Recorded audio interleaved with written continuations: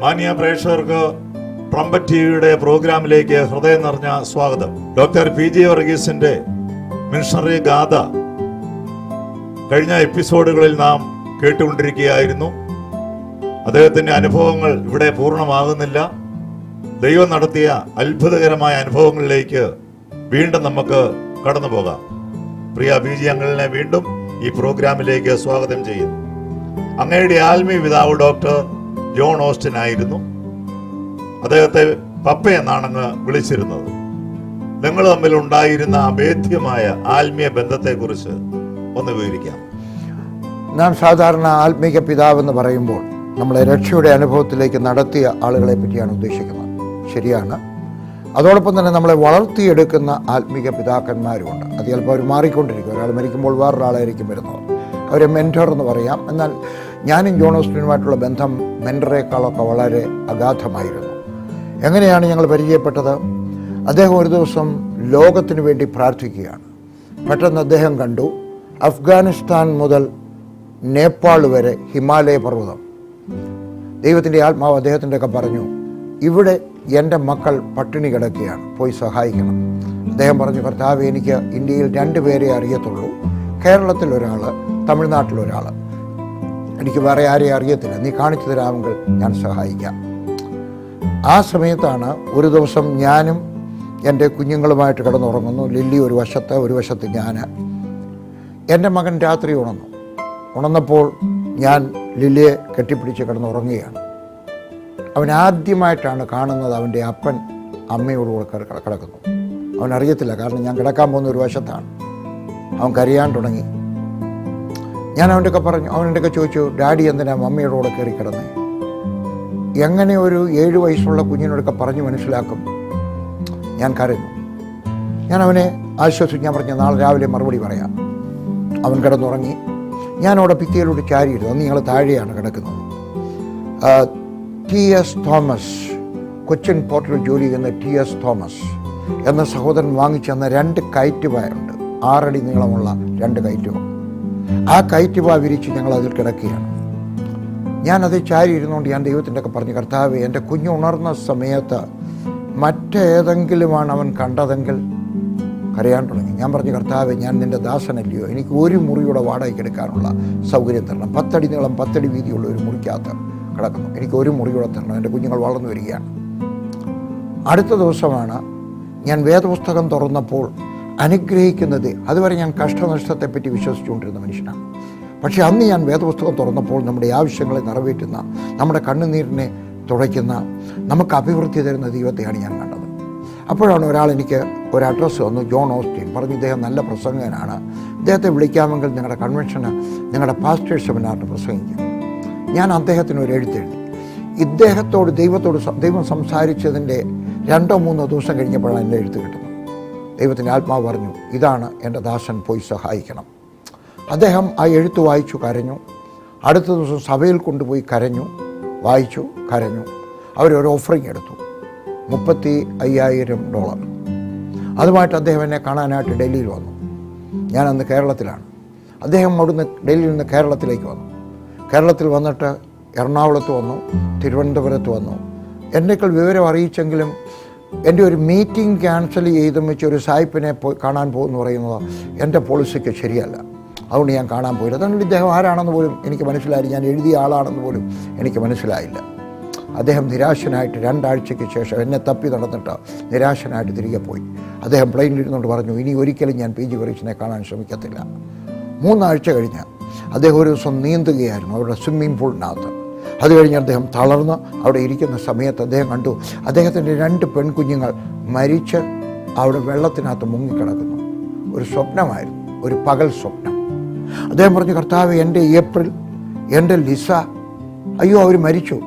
ദൈവത്തിൻ്റെ ആത്മാവ് പറഞ്ഞു, എൻ്റെ കുഞ്ഞുങ്ങൾ മരിക്കുന്നതിനെ പറ്റി നിനക്ക് ചിന്തയില്ലല്ലോ. ആരാണ്?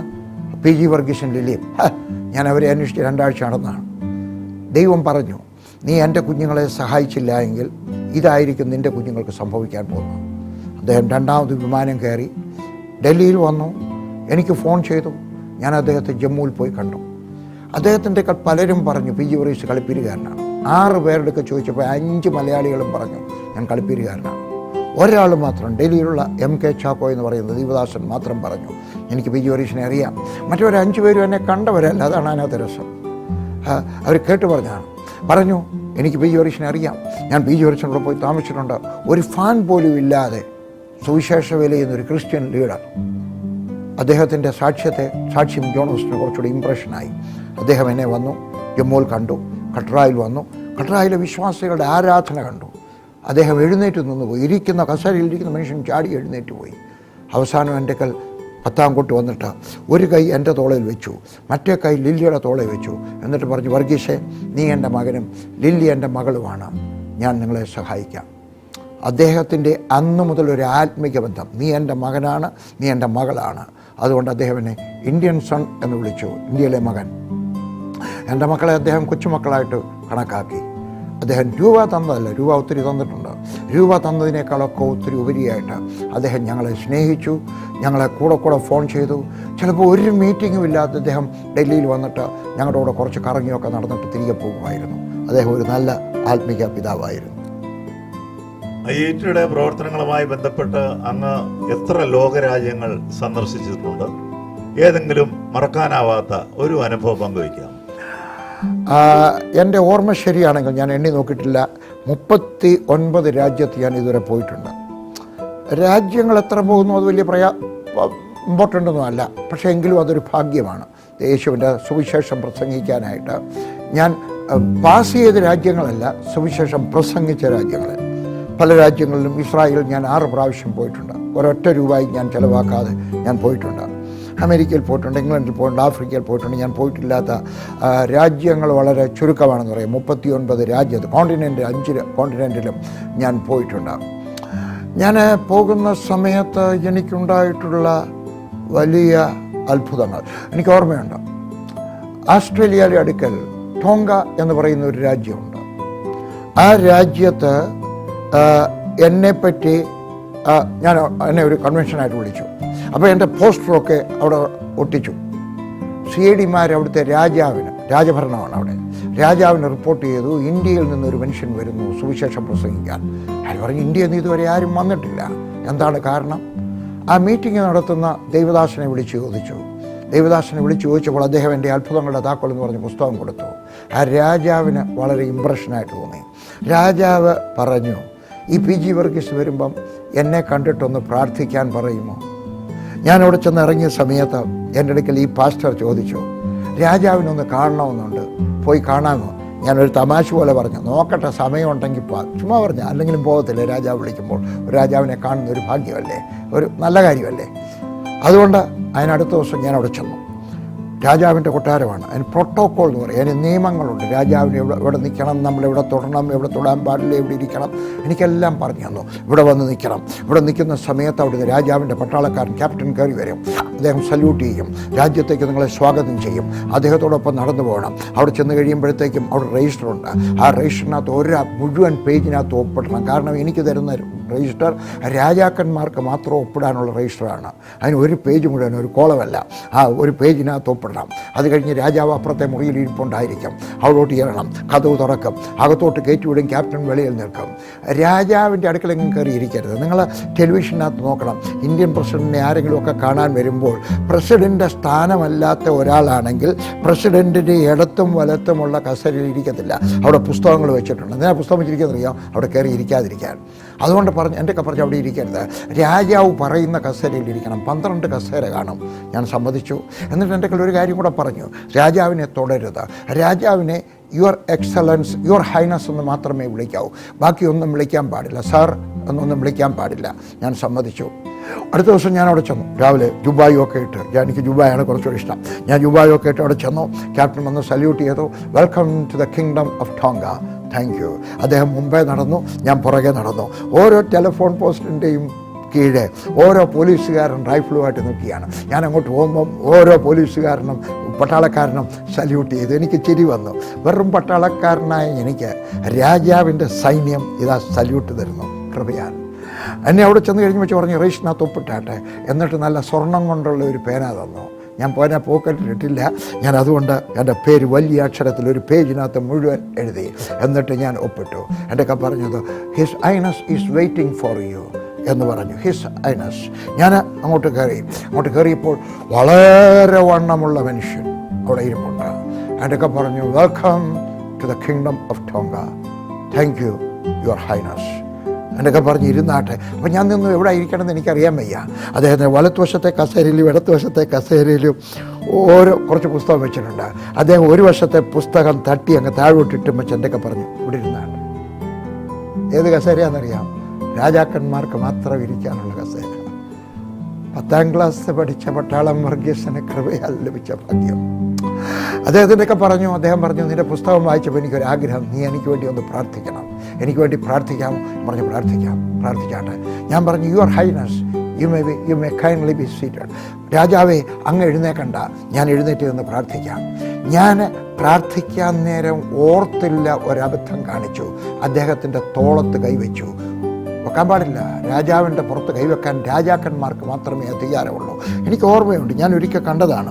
ആസ്ട്രേലിയയിൽ ഇംഗ്ലണ്ടിലെ റാണി ചെന്ന സമയത്ത് അബദ്ധവശാൽ ആസ്ട്രേലിയയിലെ പ്രൈം മിനിസ്റ്റർ റാണിയുടെ പുറത്തൊന്ന് തൊട്ടുപോയി ഇറങ്ങാൻ നേരം.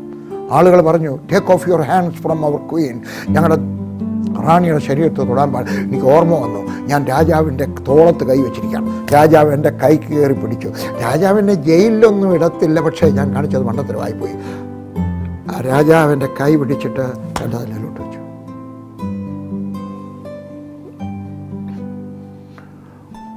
രാജാവിൻ്റെ ദേഹത്ത് പോലും തൊടാൻ അനുവാദമില്ലാത്ത വെറും ഒരു ഉപദേശി രാജാവ് പിടിച്ച തലയിൽ കൈവച്ചു. ഞാൻ അദ്ദേഹത്തിന് വേണ്ടി പ്രാർത്ഥിച്ചു. അദ്ദേഹം എനിക്കൊരു സമ്മാനമൊക്കെ തന്നു. ഞാനിങ്ങനെ പോരുന്നില്ല, അവിടെ നിന്ന് ഇറങ്ങിപ്പോരുന്നു. 2 ദിവസം കഴിഞ്ഞപ്പോൾ എനിക്ക് വേറൊരു ക്ഷണം കിട്ടി. രാജകുമാരി വിളിച്ചിരിക്കുന്നു, അദ്ദേഹത്തിൻ്റെ മകൾ വിളിച്ചിരിക്കുന്നു, ഒരു സദ്യയ്ക്ക് വരാമോ? ഞാൻ പറഞ്ഞു, വരാം. ആ പാസ്റ്റർ എനിക്ക് കാര്യങ്ങളൊക്കെ പറഞ്ഞു തന്നു. അവരുടേതായിട്ടുള്ള ഒരു വിരുന്നുശാലയുണ്ട്. ആ വിരുന്നുശാലയ്ക്കകത്ത് ആളുകളൊക്കെ വന്നിരിക്കും. ഏകദേശം 170 പ്രഭുക്കന്മാർ വന്നിരിക്കും. ഞാൻ അവിടെ ചെന്നു, യുബായൊക്കെ ഇട്ട് വലിയ വിസ്താരമായിട്ട് ഞാൻ അവിടെ ചെന്ന് നിൽക്കുകയാണ്. ഞാൻ അങ്ങോട്ട് ചെന്നപ്പോൾ എന്നെ സൈഡിലുള്ള ഒരു മുറിയിലോട്ട് വിളിച്ച് മാറ്റി നിർത്തി. നിന്നാട്ട് രാജകുമാരി വന്നിട്ടേ പോകാനൊക്കത്തുള്ളൂ. 170 പ്രഭുക്കന്മാർ വന്നിരിക്കുകയാണ്. രാജകുമാരി വന്നു. രാജകുമാരി വന്നപ്പോൾ എനിക്ക് ചിരി വന്നു. രാജകുമാരി ഉടുത്തിരിക്കുന്ന അവരുടെ വസ്ത്രത്തിൻ്റെ പുറത്ത് നമ്മുടെ തഴപ്പായാണ്. അത് പറയാൻ നേരമില്ല എന്തുകൊണ്ടാണ് തഴപ്പ. അവിടെ മനുഷ്യരെല്ലാവരും തഴപ്പ ഉടുക്കും. രാജകുമാരി വന്നു, കീറിയ ഒരു തഴപ്പ, കീറിയത് ഉടുക്കുന്നതും അവിടെ മാന്യതയാണ്. എപ്പോഴെങ്കിലും ഒരു പുസ്തകത്തിനകത്ത് ഞാനത് എഴുതാം. എന്നിട്ട് പറഞ്ഞു, ഇവിടെ നിന്നാട്ടെ എല്ലാവരും ഇരിക്കട്ടെ. എല്ലാവരും ഇരുന്ന് കഴിയുമ്പോൾ അവിടെ നിന്ന് ഒരാൾ വന്ന് പറഞ്ഞു, എല്ലാവരും ഇരുന്ന് കഴിഞ്ഞു. എൻ്റെ രാജകുമാരി പറഞ്ഞു, നടന്നാട്ടെ. രാജകുമാരി ഒരു വശത്ത്, പട്ടാളം വർഗീസ് 10ാം ക്ലാസ് മാത്രം പഠിച്ച വർഗീസ് ഉപദേശി വലത്തുവശത്ത്. ഞങ്ങൾ രണ്ടും നടന്നു. 170 പേരും എഴുന്നേറ്റ് നിന്നു. രാജകുമാരി ഞാനും അപ്പുറത്തും ഇപ്പുറത്തും കൂടെ നടന്നു എന്ന് അവിടെ ഇരുന്നു. എസ്തറിൻ്റെ പുസ്തകത്തിൽ പറയുന്ന സദ്യയെപ്പറ്റി എനിക്ക് ഓർമ്മ വന്നു. പ്രഭുക്കന്മാരിരിക്കുന്നു, വലിയ വിഭവമായ ആഹാരം ഒരുക്കി വെച്ചിരിക്കുന്നു. ഞാൻ ഒരിക്കലും മറക്കത്തില്ല. ഞാൻ ഓർത്തു, ഒരു ദിവസം സ്വർഗത്തിലെത്തുന്ന സമയത്ത് മണവാട്ടിയായിട്ട് നിൽക്കുമ്പോൾ അവിടെയും കുഞ്ഞാടിൻ്റെ ഒരു കല്യാണം കാണും. ഇതിനേക്കാളൊക്കെ കെങ്കേമമായിരിക്കും അത്. മറക്കാനൊക്കാത്ത 2 സംഭവമാണ്. രാജാവിന് വേണ്ടി പ്രാർത്ഥിച്ചതും രാജകുമാരിയോടൊപ്പം ആ ഭോജനത്തിൽ സദ്യയിൽ പങ്കെടുക്കാൻ ഭാഗ്യം ലഭിച്ചതും. അതുപോലെ തന്നെ ഇത് കേട്ടപ്പോൾ എൻ്റെ മനസ്സിലേക്ക് കടന്നു വരുന്ന മറ്റൊരു സംഭവം, ഭാരത അവാർഡ് നേടിയ മലയാളത്തിലെ ഒരു സൂപ്പർ സ്റ്റാർ കൊല്ലത്തെ ഒരു മീറ്റിങ്ങിൽ അങ്ങയുടെ പ്രാർത്ഥനയിൽ സംബന്ധിച്ചതായിട്ടും അങ്ങ് അദ്ദേഹത്തിൻ്റെ തലയിൽ കൈവച്ച് പ്രാർത്ഥിച്ചതായും പോരാൻ നേരത്ത് അങ്ങയുടെ ലഗേജ് അദ്ദേഹം ചുമന്നതായും ഒരു സംഭവം, അത് നമ്മുടെ പ്രേക്ഷകർക്ക് വേണ്ടി ഒന്ന് പറയാമോ? കൊല്ലത്തല്ല, കോഴിക്കോടാണ്. കോഴിക്കോട് ഞാൻ എൻ്റെ ഒരു സപ്പോർട്ടറുടെ വീട്ടിൽ ഞാൻ ഇരിക്കുകയാണ്. വലിയൊരു വീടാണ്, വലിയ പൂന്തോട്ടമാണ്. അപ്പം ഞാൻ ഇച്ചിരി മെൻ്റലി ഡിസ്റ്റർബ്ഡാണ്. കാരണം അന്ന് എനിക്ക് വൈകുന്നേരം 5 മണിയാവുമ്പോൾ ഡോക്ടർമാരോട് സംസാരിക്കണം, പ്രൊഫഷണൽ, വേറെ ആരുമില്ല, ഡോക്ടർമാരും എൻജിനീയർമാരും മാത്രം. അപ്പം സംസാരിക്കുന്നത് ബൈബിളിൽ നിന്നുമല്ല, കുടുംബജീവിതം. അപ്പോൾ ചെറിയൊരു ഭയം, കാരണം ഞാൻ പറയുന്ന എന്തെങ്കിലും തെറ്റിപ്പോയാൽ അവർ വിചാരിക്കുമോ പഠിത്തമില്ലാത്ത ഉപദേശിയല്ലേ. അതുകൊണ്ട് ഞാനിരുന്ന് ഇങ്ങനെ പ്രാർത്ഥിക്കുകയാണ്, കാലുമൊക്കെ ഇങ്ങനെ പൊക്കി വെച്ചിട്ട് പ്രാർത്ഥിക്കുകയാണ്. എൻ്റെ സ്വർഗസ്ഥനായ ദൈവമേ, എനിക്ക് നിൻ്റെ കൃപ തരണമേ. പ്രാർത്ഥിച്ചുകൊണ്ടിരിക്കുന്ന സമയത്ത് ഞാൻ കണ്ടു ഒരു ചെറുപ്പക്കാരൻ അതിവേഗത്തിൽ നടന്നു വരുന്നു. ഞാൻ വിചാരിച്ചു നല്ല ശരീരഘടന, എവിടെയോ കണ്ടിട്ടുണ്ട്, എനിക്ക് ഓർമ്മ വന്നില്ല. എൻ്റെ അടുക്കൽ വന്നിട്ട് പറഞ്ഞു, അച്ചോ ഞാൻ ഇതുവഴി കടന്നു പോവുകയായിരുന്നു, ഇതെൻ്റെ ഒരു സ്നേഹിതൻ്റെ വീടാണ്. ഞാൻ അവിടെ വന്ന് സ്നേഹിതനെ കണ്ടപ്പോഴാണ് അനുഗ്രഹിച്ചാൽ അനുഗ്രഹിക്കപ്പെടും, ആ അവകാശമുള്ള ഒരച്ഛൻ ഇവിടെ ഉണ്ടെന്ന് പറഞ്ഞു. അതുകൊണ്ട് അച്ചോ എൻ്റെ തലയിൽ കൈവച്ചൊന്ന് അനുഗ്രഹിക്കണം. ഞാൻ സൂക്ഷിച്ചു നോക്കിയപ്പോഴാണ് മൂവി സ്റ്റാർ മോഹൻലാല, ഡ്യൂപ്ലിക്കേറ്റ് അല്ല, ഒറിജിനൽ. ഞാൻ പ്രാർത്ഥിക്കാം, പക്ഷേ അതിനു മുമ്പേ വേറൊരു കാര്യം ചെയ്യാം. ഞാൻ എൻ്റെ ബ്രീഫ് കേസ് തുറന്നിട്ട് 3 പുസ്തകം എടുത്ത് ഒപ്പിട്ട് അദ്ദേഹത്തിന് കൊടുത്തു. ഞാൻ പറഞ്ഞു, ഈ പുസ്തകം വായിക്കണം, ഇതുപോലെ ജീവിക്കണം, എങ്കിലേ സ്വർഗത്തിൽ പോകാനൊക്കത്തുള്ളൂ. എന്നിട്ട് ഞാൻ പറഞ്ഞു, ഡൽഹിയിൽ വരുമ്പോൾ എപ്പോഴെങ്കിലും വന്നാൽ എൻ്റെ വീട്ടിലൊന്ന് വരണം എന്ന് പറഞ്ഞു കഴിഞ്ഞാൽ വെച്ചാൽ ഞാൻ അദ്ദേഹത്തിന് വേണ്ടി പ്രാർത്ഥിച്ചു കഴിഞ്ഞ ഉടനെ അദ്ദേഹം നല്ല മനുഷ്യനായിട്ടാണ് എൻ്റെ മുമ്പാകെ തല കുനിച്ചത്. അല്ലെങ്കിൽ അദ്ദേഹം മഹാനാണ്, ഞാൻ മഹാനെന്നുള്ളതല്ല, ഞാൻ വെറുതെ ദൈവദാസൻ, അദ്ദേഹം മഹാനാണ്. അത് കഴിഞ്ഞപ്പോഴത്തേക്ക് എൻ്റെ അതിഥി എൻ്റെ ഒക്കെ പറഞ്ഞു, സമയമായി, മീറ്റിങ്ങിന് പോകണം. അപ്പം ഞാൻ പറഞ്ഞു, പോട്ടെ, എനിക്ക് സമയമായി. അപ്പോൾ എൻ്റെ 2 സൂട്ട് കേസുണ്ട്. 1 എൻ്റെ ഡ്രസ്സ്, 2 എൻ്റെ കമ്പ്യൂട്ടറിൻ്റെ ബാഗ്. ഞാനിത് 2 എടുത്തു. അദ്ദേഹം കയറി പിടിച്ചു. ഞാൻ പറഞ്ഞു, അയ്യോ, പ്രസിഡൻ്റ് ഇന്ന് ഇന്ത്യൻ അവാർഡ്, വലിയ അവാർഡ് വാങ്ങിച്ച മനുഷ്യൻ, വലിയ മൂവി സ്റ്റാർ, എൻ്റെ പെട്ടി ഞാൻ തരത്തില്ല. അദ്ദേഹം പറഞ്ഞു, ഞാൻ എടുക്കും, വിടത്തില്ല. ഞാൻ ഇച്ചിരി അവിടെ ഇവിടെയൊക്കെ അദ്ദേഹത്തിൻ്റെ അടിയും പിടിയൊക്കെ കണ്ടുണ്ട്. അപ്പോൾ അദ്ദേഹത്തിൻ്റെ ഒക്കെ കുസ്തി പിടിക്കുന്നത് ശരിയല്ലെന്ന് എനിക്കറിയാം. അതുകൊണ്ട് ഞാൻ സമ്മതിച്ചു. ഇനിയും പറയുന്നത് കേട്ടാണ്, എളിമയോടെ പറയുകയാണ്. ആ വലിയ വീട്ടിൽ നിന്ന് ഇറങ്ങി വലിയ ഗാർഡനിലൂടെ താഴോട്ടിറങ്ങി വരികയാണ്. ഞാൻ മുമ്പേ മോഹൻലാൽ എൻ്റെ സൂട്ട് കേസ് 2 എടുത്തുകൊണ്ട് പുറകെ, എൻ്റെ ഹോസ്റ്റ് അതിനും പുറകെ. താഴെ വന്നപ്പോഴാണ് അദ്ദേഹത്തിൻ്റെ ബോഡി ഗാർഡൊക്കെ 2-3 ജീപ്പോടെ നിൽപ്പുണ്ട്. അവരിലെല്ലാം സിഗരറ്റ് വലിച്ചുകൊണ്ടിരിക്കുകയാണ്. പെട്ടെന്ന് പറഞ്ഞാൽ ബാലേട്ടൻ വരുന്നു. അവർ സിഗരറ്റ് താഴെ ഇട്ടും വെച്ച് അണച്ചു. അപ്പോൾ ഒരാൾ ചോദിക്കുന്നു, എടാ, നമ്മുടെ ബാലേട്ടൻ ഒരാളിൻ്റെ പെട്ടി എടുക്കുന്നു, ആ ആള് എത്ര മഹാനായിരിക്കും? ഞാൻ മറുപടി പറഞ്ഞില്ല, പക്ഷെ എൻ്റെ മനസ്സിനകത്ത് പറഞ്ഞു, ഭാഗ്യവശാൽ യേശുവിനെ കണ്ടുമുട്ടിയ 10ാം ക്ലാസ് മാസ്റ്റർ പാസ്സായ പട്ടാളം വർഗീസ്. ഈ ദൈവം നല്ലവനാണ്, ഈ ദൈവം വളരെ നല്ലവനാണ്. അങ്ങയുടെ കൂടെ വന്ന വിശ്വസ്തരായ ചില വ്യക്തികൾ അങ്ങയെ വളരെ വേദനിപ്പിച്ചതായ ചില അനുഭവങ്ങൾ പല പുസ്തകങ്ങളിലും കണ്ടിട്ടുണ്ട്. അവരുടെ പേര് വെളിപ്പെടുത്താതെ പരോക്ഷമായി അങ്ങയ്ക്കുണ്ടായ ആ മനോഭാവം, വേദന, അതൊന്ന് വിവരിക്കാം. ക്രിസ്തീയ ജീവിതത്തിൽ ഒന്നിച്ചു ചേരുന്നതും ചിലപ്പോൾ പിരിയുന്നതും അവിചാരിതമല്ല. അവിടെ ഇവിടെയൊക്കെ സംഭവിക്കാറുണ്ട്. നാം അത് പ്രതീക്ഷിക്കണം. ആദ്യം ഞാനൊരു സഹോദരനെ എൻ്റെ ലീഡറായിട്ട് ട്രെയിൻ ചെയ്യാൻ എൻ്റെ ഒരു സ്വഭാവമാണ്, മറ്റുള്ളവരെ ട്രെയിൻ ചെയ്യുക. പട്ടാളത്തിൽ ഞങ്ങൾ അങ്ങനെയാണ് പഠിച്ചിരിക്കുന്നത്. പട്ടാളത്തിലെ ഓഫീസിൽ നിന്നാണ് എൻ്റെ ഓഫീസിൻ്റെ നിയമങ്ങളെല്ലാം. അവിടെയാണ്, ബന്ധുക്കൾ ആരുമില്ല, ആർമി കമാൻഡറിൻ്റെ ആരുമല്ല അവിടെ ഇരിക്കുന്ന ക്ലർക്കൊന്നും. അതുപോലെ ഞാൻ ഒരാളിനെ ഞാൻ ട്രെയിൻ ചെയ്യുകയായിരുന്നു. പക്ഷെ പെട്ടെന്നൊരു ദിവസം അദ്ദേഹം എൻ്റെ മുഖത്ത് നോക്കി പറഞ്ഞു, ഞാൻ പിരിഞ്ഞു പോവുകയാണ്. എനിക്ക് ഷോക്കായിപ്പോയി. കാരണം അദ്ദേഹം എൻ്റെ വാക്ക് പറഞ്ഞതാണ്, ജീവിതകാലം മുഴുവൻ ഞാൻ അങ്ങയോടൊപ്പം പ്രവർത്തിക്കാം.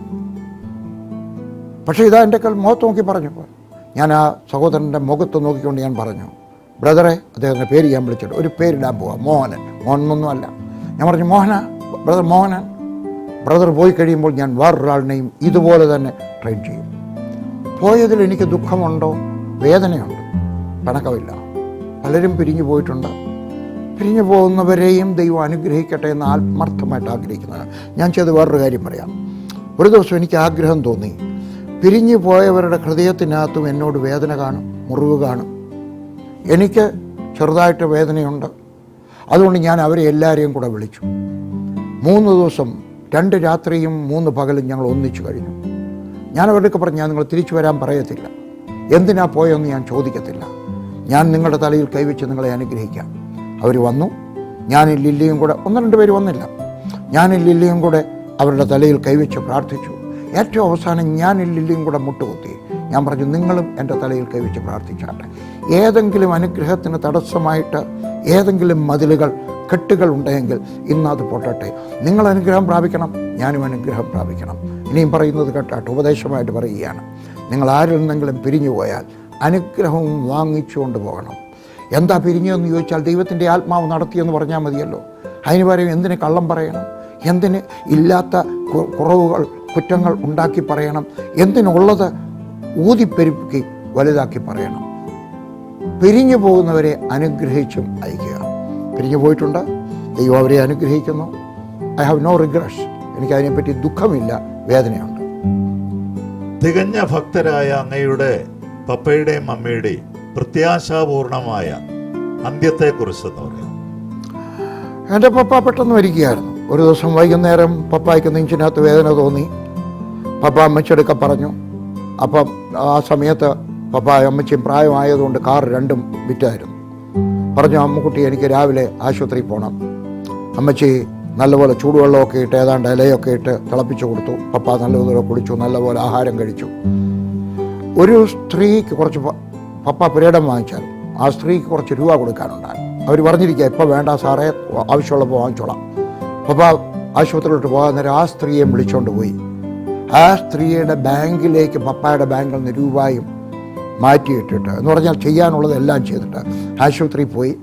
ആശുപത്രിയിൽ അവിടെ നിൽക്കുന്ന സമയത്ത് തന്നെ ചെക്കപ്പിൻ്റെ സമയത്ത് പപ്പായ്ക്ക് പെട്ടെന്നൊരു ഹാർട്ട് അറ്റാക്ക് രണ്ടാമതുണ്ടായി.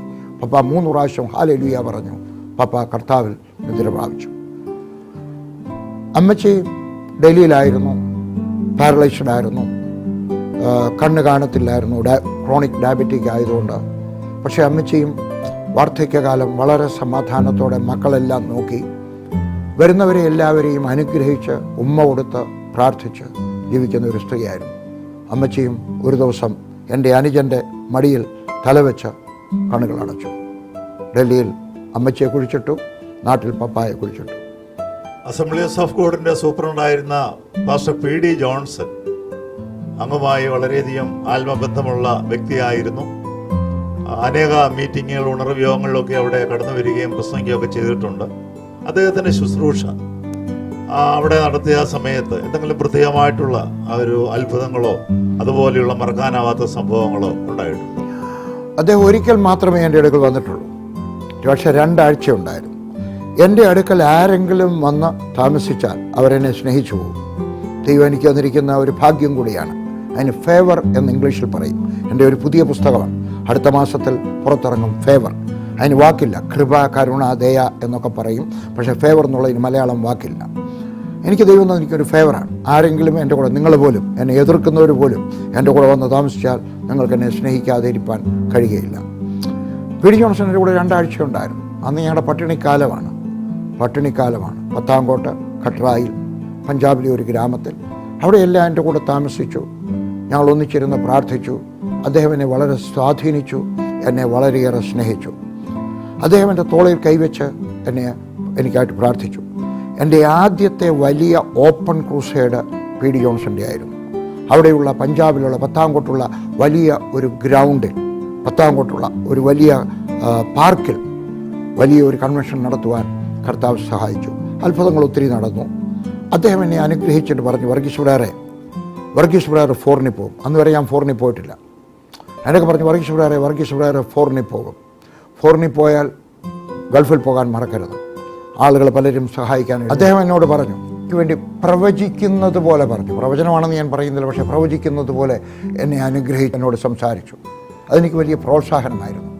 അദ്ദേഹം പോരുന്നതിന് മുമ്പും എൻ്റെ തലയിൽ കൈവച്ച് എന്നെ അനുഗ്രഹിച്ചു. മാത്രമല്ല, അദ്ദേഹം തിരികെ വന്നു കഴിഞ്ഞും വെച്ച് കുറച്ച് തുണികളൊക്കെ, അദ്ദേഹത്തിൻ്റെ അവിടെ ഉണ്ടായിരുന്ന കുറച്ച് കമ്പിളി വസ്ത്രങ്ങളൊക്കെ ഞങ്ങൾക്ക് അയച്ചു തന്നത് എൻ്റെ കൂട്ടുവേലക്കാർക്ക് പ്രയോജനമായിരുന്നു. ഞാൻ ഈ സമയത്ത് പാസ്റ്റർ PD ജോൺസനെ മാത്രമല്ല, എന്നെ സഹായിച്ച, എന്നെ സ്നേഹിച്ച അനേകം പേരെ ഞാൻ ഓർക്കുകയാണ്. ഞാനായി തീർന്നത് അവരുടെ എല്ലാവരുടെയും പ്രോത്സാഹനം കൊണ്ടാണ്. ഞാൻ ഓർക്കുന്നു, എന്നെ ആദ്യമായിട്ട് കേരളത്തിലേക്ക് വിളിച്ചത് തിരുവനന്തപുരം പ്രയർ പാർട്ട്നേഴ്സ് ഫെലോഷിപ്പിലുണ്ടായിരുന്നൊരു ചാണ്ടി സാറാണ്. തിരുവനന്തപുരത്ത് പട്ടത്തിൽ ഞാൻ വന്നു.